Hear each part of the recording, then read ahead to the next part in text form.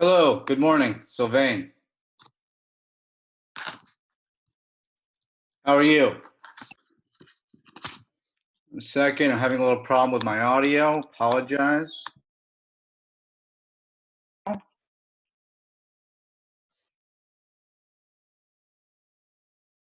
How's the audio? Is this better? Wait, I'm having trouble with my audio. Do you hear me now? I'm not hearing you. I'm not sure why. No, sorry, it's my I got you now. No problem. mistake. So, Sylvain, good morning. Thank you again for taking the time. I know it's a very busy and unusual time. Appreciate you being on. It's fantastic to have you. What I wanted to do is, obviously people are sort of coming on. I'm looking at them on the side of the screen and I'm admitting everybody. So what I wanted to do was first start welcoming in the guests. So everybody who comes on, thank you very much for taking the time. I know everybody's got schedules all over the world at different time zones and been messaging me about what time it is. So we're 10 a.m. Eastern right now, and it's Wednesday, and this presentation is on, as you and I have discussed over the last couple of days, talent ID and player assessment.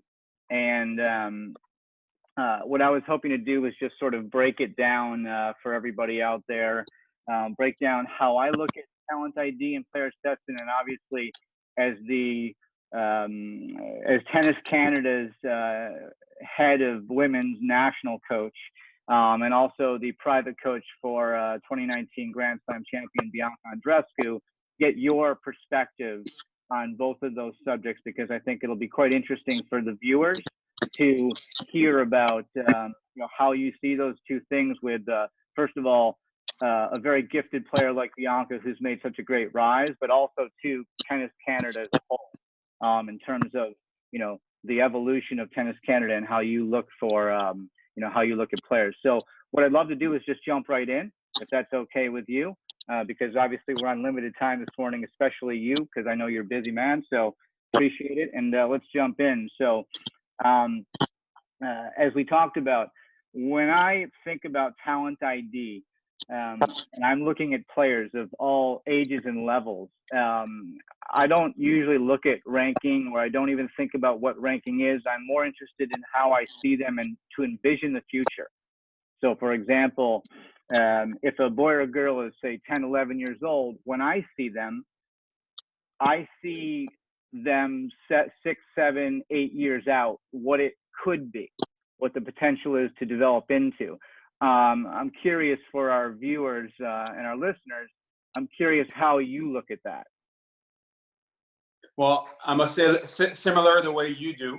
Okay, I think when they're young, you're looking at the mental aspect, you're looking at the physical aspect, and a bunch of aspects. But I'm always trying to figure out, just like you mentioned, down the road what they could look like.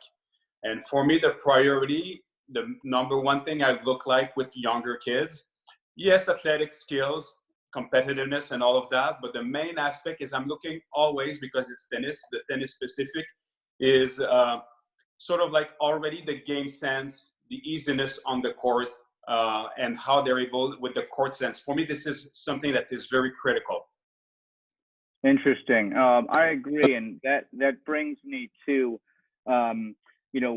when I look at talent ID and I look at players, and parents come to me quite a bit from around the world, and they're asking me to watch a video of their son or their daughter or their kids. And when I'm at tournaments, I mentioned to you quickly that I kind of look at it from the top down. So when I look at a boy or a girl, right away I'm locked in on their eyes. I pay attention to what you can phrase it in a different way or term it in a different way, but their guts or their heart or their intensity, but also, as you suggested, the way they look like they're doing it in kind of a calm way, even though they're quite intense, remaining calm based upon score, situation, environment, all those things. And then last but not least, I look at the legs. How active are the legs? They look eager to get to the ball. They look like they're getting to the ball in the right way with the right attitude, or do they look like they're sort of in reactive uncertainty mode? How do you look at it when I reference from the top down? Well, the first aspect you mentioned, like from the hive, okay. So this is, for me, the way I would look at it is like their reading skills, like how they're able to perceive what's happening in front of them and adapt to what's happening, which it's all the intangibles sometimes that, you know, you can improve and you can work on, but when a kid is showing those things at a very young age, it's really, really reassuring as a coach to know that they've got this, and you know you can perfect it and improve it with time and practice and years, but you know they've got a little bit that inner quality in them, which is really important. So as I was sort of like mentioning earlier, this ability to read, to recognize, to see what's going on, for me as a young kid is way more important than how they swing at the ball, for example. I think a lot of people will look at it first and say like, oh, it's got a really nice technique. I like the preparation on his forehand, the way he's using his biomechanics, which are all things important. But for me, there's something that, you know, with experience, and it's not as clear, but if you dig and you go a little bit deeper, then those are the things for me that I would look first. If you're looking to try to see talent and someone who could play tennis at a very high level down the road. No, absolutely. It's really interesting. I like the reference you just made, and we spoke quickly off camera about it. I like the reference you made in respect to the technical side, because as we mentioned, I often hear people talk about, you know, they look at technique. How does the forehand look? How does the backhand look? How big can they hit the ball? All these things, and yes, obviously they have a level of importance down the road. But I think those, you use the word, which I think is perfect. I appreciate it. Intangible. You know, how do they adjust to things? How do they manage the left speed of the ball with the legs? You know, there's a lot of different intangibles that are involved that you look at.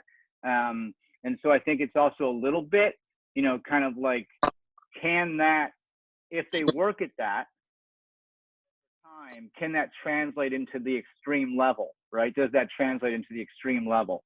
So it's interesting.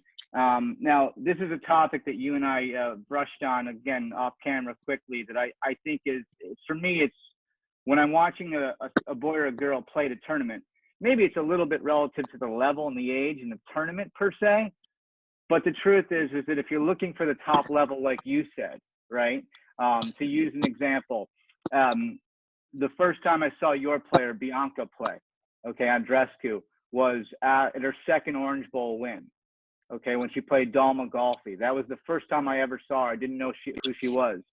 And I just thought, after every point, even if it was bad or it was a mistake or something bad happened, I just thought that her reaction to it in the next 30 seconds to 5 minutes was fantastic. And that's what I referenced to you. I have a term, 30 to 300. What does a player do between 30 seconds after that point, that shot, and then that next sort of 5 minutes? So what are your thoughts on that idea? Well, for sure, in tennis or sport, the ability where you play a point and then you play another one and then it goes on like this, the ability to manage when you play a bad point and where things are getting complicated on the court, the ability to respond to this, to handle this, to deal with this in a constructive, positive manner is critical. So I'm one that believe that these things can be improved. For sure, they can be developed with time, with experience, with proper feedback and all of that. But again, when you have, for example, you mentioned Bianca at 15, who is already showing that she's got that asset, that is something that for sure, when you're trying to do assessment for the future, that is already, she's a step ahead of many of the other girls, for example, in the tournament, who are struggling probably a little bit more with that aspect. Yeah, very interesting. I want to cite like a quick example about that, referencing, using Bianca as an example at that Orange Bowl just quickly. one of the things that I thought showed in terms of capability for the future with her was the way she handled the finals against Kayla Day. Because I remember specifically watching that match. I don't know any of our listeners or viewers out there were at the Orange Bowl that day. But one of the things that stood out for me about her was that the conditions were terrible that day during the final. And I think there was like it was like rain delays. It went 7 hours to finish 2 sets with all the rain delays. And I just thought to myself, anybody who has a normal mentality wouldn't be able to deal with this. Mm-hmm. And the way she dealt with that, every time coming back eager, not worrying about the problem, focusing on the solution, I thought was like, okay, this girl's going places. Now, did I know she'd be winning the US Open in 3 years? Not exactly, but I knew she was different, and I figured it was just time. Yeah. And what I would say, proper to Bianca, which probably explains what you witnessed on that day, is like it comes from a place where Bianca, on her own, without me or anything, she has big dreams, and they're not only big dreams, but she believes in her dreams. She believes that she's going to get there. So I think that explains that fact that, for example, in that final or the recent final she's played this year, she's got this gift where she's extremely on a path to get to somewhere she wants to go. And basically, when things come her way that are difficult and prevent her to get there, she has such belief and she has such desire to get there that she's able to handle those things because she has a bigger purpose. She's got something in mind which help her handle the tough situations. You mentioned the Orange Bowl a couple of years ago. Maybe not as many people watched that match, but more recently, that's an easy one at the US Open when she played Serena Williams, and she was up 5-1 in the second match point, like perfect match. Of course, Serena is not playing a perfect match, but Bianca is playing really well. And then things got really different, where the crowd got into the match. They were, Bianca got a little bit tight, Serena got better. And this match got totally switched. But again, what kept Bianca in there is like she wanted it so bad. It's not just something she was hoping she would get, but she was on a mission. And that really got her to go to the finish line then. No, absolutely. It's an interesting, and before we jump to the next topic, which I think our viewers and listeners will find interesting because we spoke about it again off cameras, I happened to be fortunate to be at the final against Serena and watching it. And I've been in the US Open Stadium for, 40 years. I'm from New York, so I've gone so many times, and I've never heard it that loud, at least in my experiences. So the crowd was a huge factor in it going from 5-1 match point to 5-all. But yeah, you're right. The way she handled that moment, because I kind of felt like it could have switched if she didn't get over the hump in the second. I thought the third could get really interesting, really quick and complicated. But yeah, you're right in terms of the mental and the direction and the focus. So yeah, it's a really interesting point of view. And obviously, you were sort of hands-on in the box. But yeah, it was definitely it definitely showed a lot about the mentality and the direction. So as we move, because again, we're a little bit limited on time, unfortunately, this morning, but as we move down sort of the breakdown of the things we spoke about, I wanted to talk a little bit about phases and feel, the phases and feel. So when you watch a young player, again, you can be watching them practice or compete, or it doesn't matter the situation, you watch them. And I often look at the phases like, how do they adjust moving from defense to neutral to offense to transition, in and out of all the phases, and how do they actually look like they're like eager to get from defense to neutral to moving up the court and all that, versus just like kind of wondering what to do. What's your thought on the phases of the game and assessing players? Yeah, that's key. In a way, because we were referring to it a little bit earlier, it's very tempting as a coach when you look younger players to look at what's easier to watch, which is the technical aspect, how they swing the racket, their preparation, their follow through, if they're using their body and that sort of thing. But I think you got to go a little bit past that and deeper. And for me, the whole aspect of court sense, game sense, understanding what's happening on the court, of course it can be taught, of course it can be improved. But when you have the ability to work with a young kid who's able to understand what's actually happening, because yes, tennis, the striking of the ball is important, the ability to generate pace and depth and all of that. But when you've got someone, and actually in the women's side, sometimes it's a little bit more complicated to actually understand the game, have a feel for the game when you refer, like when it's time to be on the offense, when it's time to counter or defend. How do I get out of that tough situations and get back neutral in the rally, that sort of thing. And for sure, that's one thing among others that I thought Bianca was exceptional at a young age. She was not just there to produce striking balls and trying to hit targets and stuff like that. She had this uncanny ability to sort of like know what was going on the court, and how to do different things on the court. And for me, this is very crucial. This is really a gift and something that the coach probably want to pay a lot of attention to. Interesting, yeah, and I like that.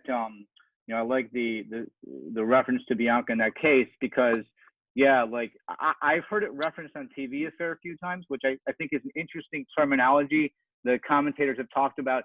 She likes to junk it up, right? That's like the term, like junk it up. But for me, I don't look at anything that she does in the court as junk. I look at it as creativity, craft. Her brain is at a different place, a different level.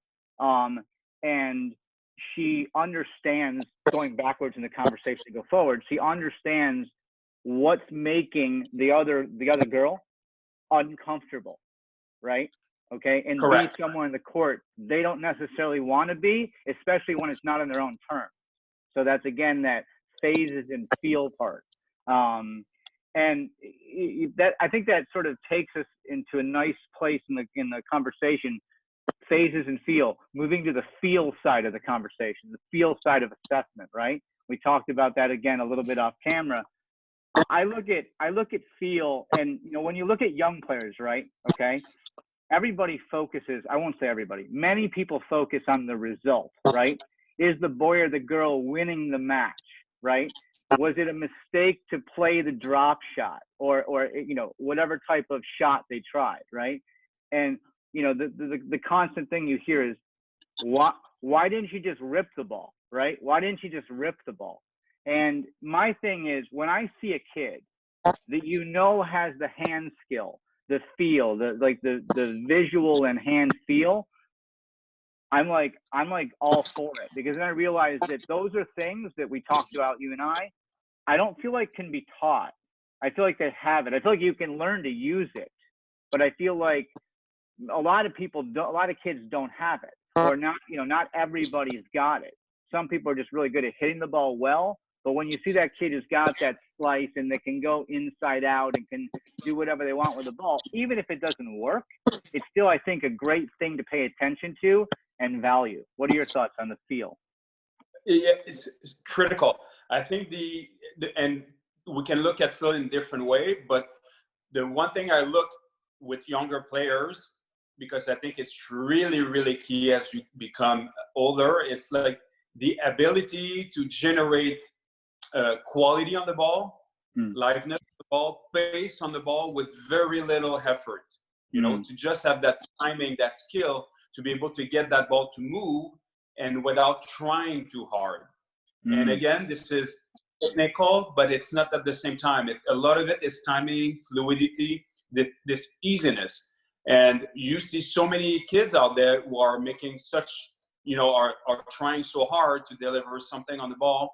And when I see someone who looks like it's coming really easy with no effort, and they're able to get a lot of pop, velocity on their stroke, I love that. That's a very important factor. No, interesting. Yeah. And you brought up a good point that I actually didn't have in my head, which is that sort of easy timing where they don't actually look like they're trying to do much and the ball is really jumping off the racket.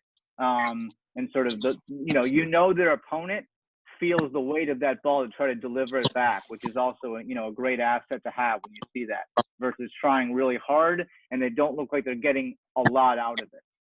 So yeah, it's definitely an interesting point of view. When we move along to the topics, you and I spoke about a boy or girl or someone's sort of ability, seemingly ability to create discomfort in a situation. So they're on the court, you see them playing, and they're doing things to make their opponent uncomfortable. And they realize what's making their opponent uncomfortable, so then they keep on doing it. So what are your thoughts when you look at player assessment or, in talent identification, how you look at whether somebody can and is creating discomfort for their opponent?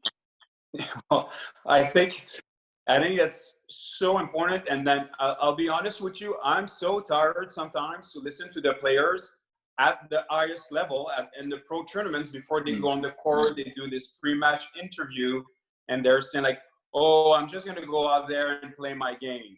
I just want to go out there and play my game well. And of course, you want to go there and play your game. That's part of it. Everybody's got their game style and their skills and their weapons, and they want to go on the court and impose that.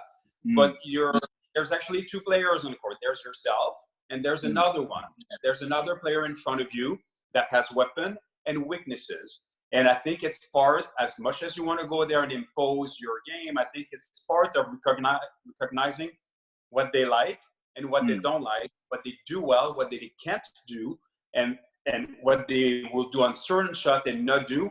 And if you're able to go there and take advantage of this, prevent them as much as possible to use their big weapons and use weapons and try to disturb them and make them play the kind of tennis they don't like to play. I think this is a big asset. We don't see that enough. We don't see that enough, especially on the women's tour. There's too much, in my opinion, of I'm just going to go there and try to play my game and impose what I do well, which is okay. But there's another side of it too, because there's someone else there. So you need to adapt and you try to get that person to play the balls they don't want to play or the strategy they don't want to play.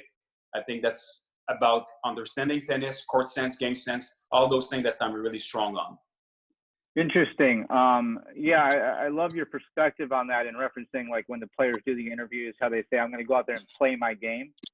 But, you've got somebody else out there. You've got somebody who's got something to say about maybe how you play your game and how comfortable you feel. So, yeah, and I love use the word witnesses. There's like people watching and people, making you feel something. So that's also a part of it, which I think is also sometimes understated in how somebody might react to any particular score or situation. It's really interesting. And I'd like to quickly cite two examples of Bianca's year last year that I thought were quite interesting when you talk about creating discomfort. So one was she happened to do something quite unusual last year, other than the scope of all the results, but within the scope of the year. So she wins Indian Wells, beating Kerber in the final, right?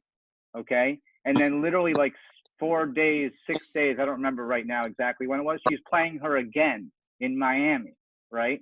Like literally almost out of gas. And it was a super late night match, I think, when she went on. I can't remember, almost like midnight or something when she started. And the reason I'm bringing it up is because everybody knows what Kerber's really good at, right? She's really good at defending, counteracting speed, using the legs, creating angles and all that. So the way Bianca, I think, was able to create discomfort for her, like 2 times in 6 days, was actually, after winning Indian Wells and being a little on gas, was actually quite interesting.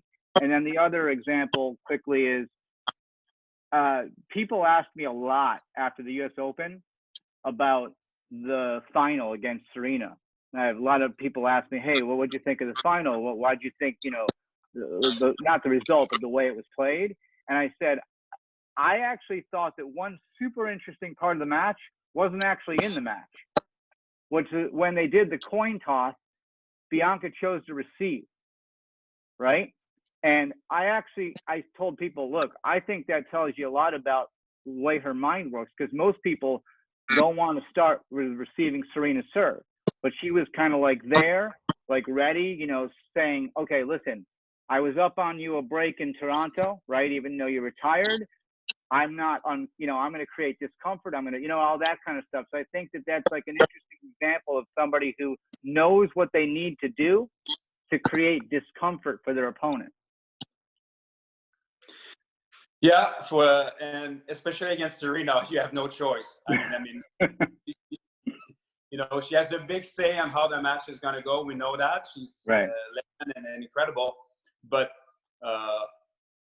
obviously Bianca could not go in that specific match thinking like this. And it, you know, and I mentioned earlier in our conversation just now, she has this gift, she has this belief where she, you know, she could have easily go in this match saying, this is amazing, I'm 19, this is my first Grand Slam final, I'm playing the best woman player ever, probably.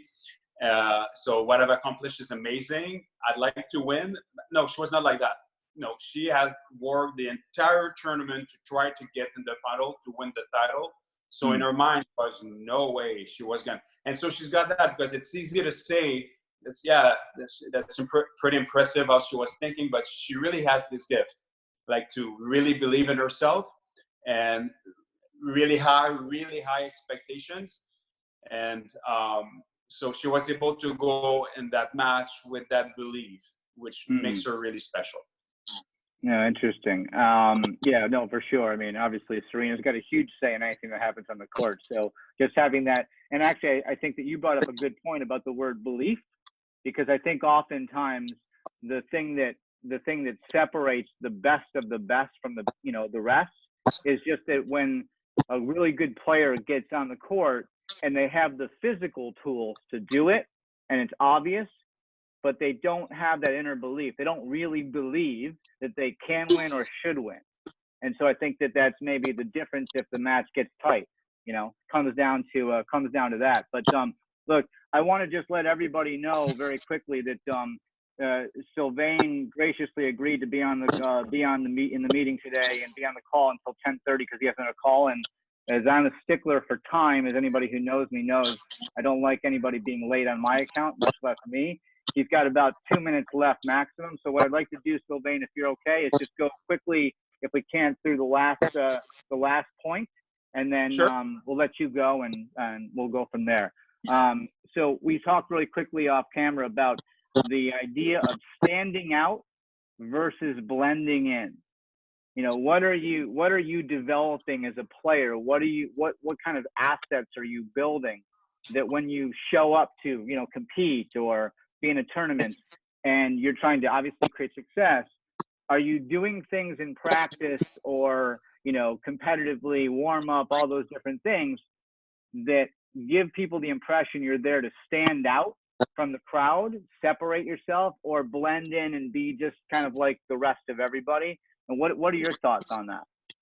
Well, that's critical because champions in tennis or in other sports or other fields don't tend to try to blend in. They try to have their special mark and be different, and that's what makes them like be able to achieve such high level results. Whatever we can be thinking, as I said, sports or other things. And for me, if someone have this like asset to be able to say like, I just don't want to be sort of like everybody else and follow the trend. I want to create my own trend and be a little bit special in a way. Sure. I mean, you got to pay a bit of attention to that person, but it tells you already a lot about who they are and what they could do. Yeah, interesting. Well, look, I'm super pleased because we were basically able to get through everything except the last topic, which essentially was covered in what you just said anyways. It's just like a broader view on it, which is not so important. So most importantly, on behalf of all the viewers that took the time from around the world to check in and to have interest in this and obviously register and do all that, I want to personally say I really appreciate your time, appreciate connecting. Thank you for everything. It's been a pleasure. You know, as we said off camera, obviously I've seen you from a distance working with Bianca because I know her and the family well, but we never really spoke or actually formally met. So I very much appreciate you. It's been a pleasure, and hope we can stay in touch. And thanks again for your time. Thank you. It was my pleasure to be part of it. Really enjoyed it. Thank you, Cindy, for the invitation. Yeah, absolutely. My pleasure. Have a good one. Stay safe with the family. We'll be in touch. Talk soon. Take care, Sylvain. Thank you. Bye-bye. Bye. So everybody who is still on, everybody who's still there, I appreciate everybody tuning in. For me, it's been pretty interesting. I'm glad to have brought Sylvain on. And I had a very specific reason why I wanted to try to get him to come on board, because he sits in a unique position in terms of, talent ID and player assessment, being Bianca Andreescu's coach, but also being head women's national coach for Tennis Canada. I think that's a pretty important role, and I think a lot of that comes down to talent ID and player assessment. This has been interesting for me to do this, and I'm really glad that everybody has obviously come on board and expressed interest. As I've broken everything down for everybody, how I look at talent ID and how I look at player assessment, one of the things that I wanted to sort of express at the end, and it seems like a few people have sent comments in or questions, and it's to be honest with you, it's great that you guys have done that, and I'm going to look to answer any questions and follow up with everybody post this webinar. But seeing as though it's the first time I'm doing something like this, I felt like it would be smoother just to I wanted to sort of summarize in the last 10 minutes my thoughts on talent ID and player assessment. So for those of you out there who have approached me about your kids, or coaches that have kids, run academies, colleagues of mine, and we've talked about talent ID and player assessment and how I see players. I typically am interested in knowing the goal of the player, the boy or the girl. I like to know the goal. I like to know why they're there playing. And then I really like to try to see the future. It's a very big focus of mine. I know people get oftentimes wrapped up in the idea of result, the next tournament, the next ranking, what that can do, what that means. But I really believe that if you focus on the development of a player when you're doing your player assessment, I think it only aims to ever serve the player well in the future. And I believe that everything is about seeing the bigger picture and working for it. So when I broke down talent ID and player assessment, I went down the following talking points for anybody who just tuned in or anybody who jumped in or left and came back. How to envision the future, how to see it. Look at the player you have, the student, the boy or the girl. See the future. Don't see them as a 10, 11, 12-year-old. See them at 16, 17, 18. Try to envision that, because that can really benefit what you're trying to accomplish, the coach, you as the parent. When I reference from the top down, I really believe when I assess players, I really believe in paying attention first to their eyes, their focus, where they're engaged, looking then next to their intensity, but the sort of the calmness in which they're intense, meaning like their heart, their drive, and then focusing on their legs, how their legs work, how their legs react to the ball they're given in the situation, the score.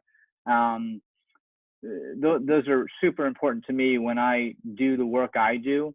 The last thing that I pay attention to, which is something that Sylvain, I think, eloquently and perfectly touched on, is the last thing I pay attention to is the technical side. Yes, it's important, and yes, you don't obviously want any sort of flaws, but there's obvious flaws, and then there's things that just you can sort of smooth out over time.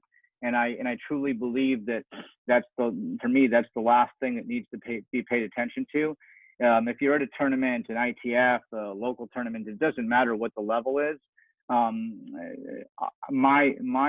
always suggest to pay attention to the technical side the last.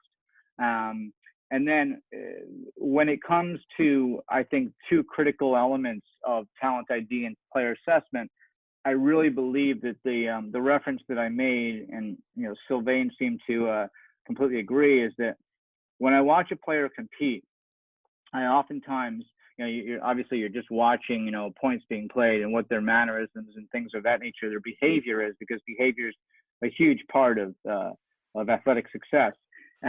But I pay attention to 30 to 300, so 30 seconds after a point ends through the next 5 minutes, because for me, you always know when a boy or a girl, anybody at any level, you always know when they're going to, you always know they're going to miss. There's going to be errors, there's going to be mistakes, there's going to be problems to solve. The question is, when those things happen, how do they react? So, so in my opinion, I think that's a really important aspect to talent ID and player assessment, is paying attention to the 30 seconds after the point ends through the next 5 minutes, because oftentimes the best players in the world seem to channel all the things they need to channel in order to obviously accomplish the execution of what they're trying to do. And then the phases and feel, which Sylvain touched on and we spoke about, which are, does the boy or the girl, do they seem to have this innate ability to understand the phase of play they're in, whether it's defense, neutral, transition, or offense, and how to get in and out and transition to all phases of play? Or do they appear like they're not sure where they are, or not sure what they want to do and how to get there? And so I always pay attention heavily to that, because that's like a court sense. And when a player's got that, that's a really big thing, big asset to try to work on and capitalize on. So I always feel like that should be emphasized in terms of how you view a player. And then last but certainly not least, feel.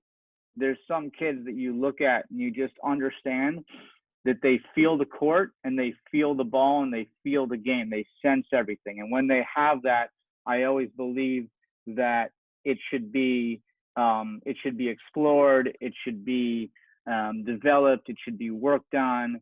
And I really feel like that's a big part of like looking at an asset and saying, look, this kid, this boy or girl, they've got the feel, they understand the phases, their mental and emotional control 30 seconds after a mistake or something bad happens through the next 5 minutes is above the curve.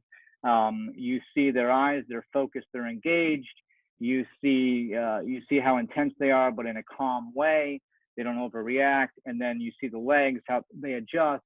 And I think that if you see all those things and you can recognize all those things, you can recognize that this particular boy or girl, if they have that bigger picture, that huge goal and that huge dream down the road to be among the best, then they've got all the assets that you're looking for to say, look, now it's just a matter of, it's a matter of work, nurturing it, developing it, all those different components, putting the team around them. But when it comes to talent ID and player assessment, I really full-heartedly believe that the way that I broke it down and the way that Sylvain graciously helped me break it down and give his point of view and perspective and from his position is the best way to approach it. And from my own perspective in my career, it served me well over a lot of years of working, having the fortune and privilege to work with a lot of good kids from around the world, and still to this day. And so when I go about what I do, the way I just broke it down for you is exactly the way that I work. I ask questions to the parents and the coaches.